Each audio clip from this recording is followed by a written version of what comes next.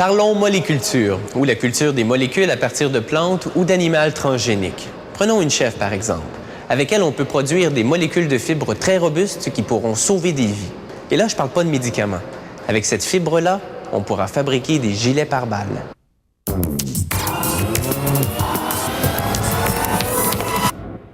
On nous disait que l'informatique éliminerait le papier, que tout serait sur un écran, transporté sur Internet.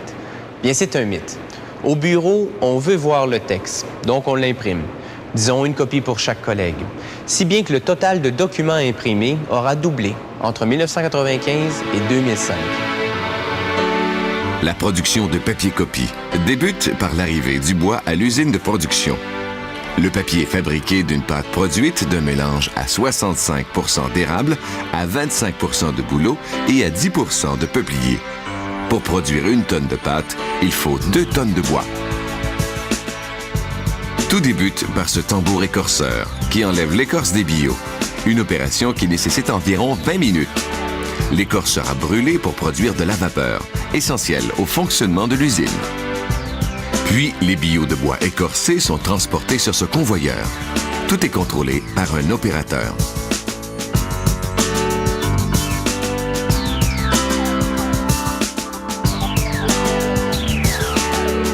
Maintenant, les billots sont réduits en petits morceaux qu'on appelle des copeaux de bois franc. Ils sont entassés en tas et restent dehors, été comme hiver. Les copeaux possèdent cette apparence. Ces 5 tas totalisent environ 30 000 tonnes de copeaux. Étape suivante, réduire les copeaux en pâte. On débute par le lessivage. Cet écran permet de vérifier que le lessiveur est correctement alimenté en copeaux tamisés. Puis, c'est la cuisson alcaline. Ce diagramme en contrôle le fonctionnement. Cet énorme cylindre est le lessiveur dans lequel cuisent les copeaux durant quelques heures, à la température de 158 degrés Celsius. Ceci est la chaudière de récupération. On y brûle la lignite de bois à une température de 1000 degrés. On récupère certains produits chimiques qui sortent en fusion, comme de la lave. Cette liqueur noire, résidu de la cuisson du bois, sera brûlée pour produire de la vapeur. Sortie du lessiveur, la pâte brune est lavée et concentrée à l'épaississeur. Avec cette spatule, on vérifie la qualité du lavage de la pâte brune. Il faut blanchir la pâte. Cette tour d'extraction alcaline place la pâte brune en contact avec des produits chimiques. La pâte brune est d'abord blanchie au bioxyde de chlore. Graduellement, elle devient plus blanche. Ensuite, l'eau est partiellement retirée. La vis du triturateur déchiquette la pâte afin d'être pompée dans les réservoirs d'entreposage. On retire l'eau avec cet appareil. La machine à papier Beloit Bell B3 fonctionne à la vitesse de 1060 mètres par minute. Entre l'entrée et la sortie, la concentration d'eau dans la pâte chute de 95 à 5 %. Ici, on voit la feuille de papier à la sortie des presses. Puis, des analyseurs vérifient les paramètres de qualité du papier et signalent toute anomalie. Puis, on enroule le papier. Cette enrouleuse produit les énormes bobines principales.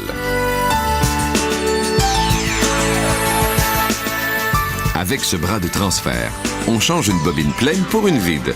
Un rouleau pèse plus de 35 tonnes et contient 60 km de papier. La bobineuse coupe les bobines principales en rouleaux de plus petite largeur. Certains seront livrés comme tels, tandis que d'autres seront expédiés aux coupeuses de papier. Les rouleaux sont envoyés à l'entrepôt automatisé.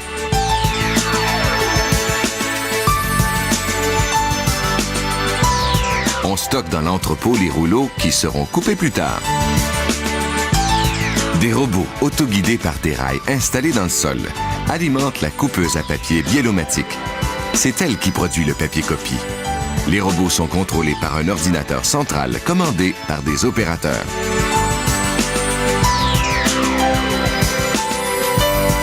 On arrive à produire 55 000 feuilles à la minute. On aperçoit ici la section du transfert de la coupeuse. 4 capteurs automatiques et des opérateurs vérifient la qualité du papier avant son emballage. En 1 heure, cette usine produit environ 6600 paquets de papier copie. Un seul billot de bois a permis la production d'au moins 15 paquets de feuilles à copier.